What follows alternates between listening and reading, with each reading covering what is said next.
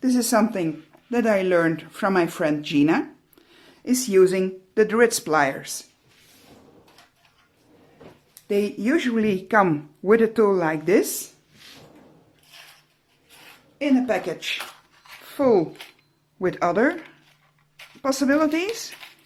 They have the rivets. The Dritz rivets usually come with a special form on the front side and a flat side on the back.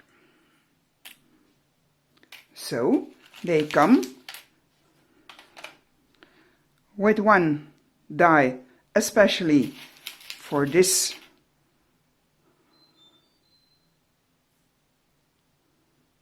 look.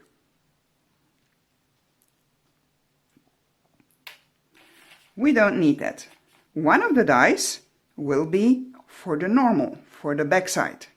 So if we buy 2 packages, then we have 2 normal dies. Add them on your Dritz plier or just use this tool.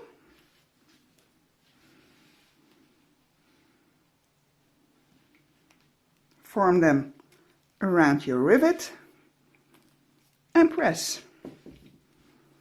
And we have nicely domed rivets on both sides. So this uses the trick from method 1, namely we just press, but our rivets stay domed.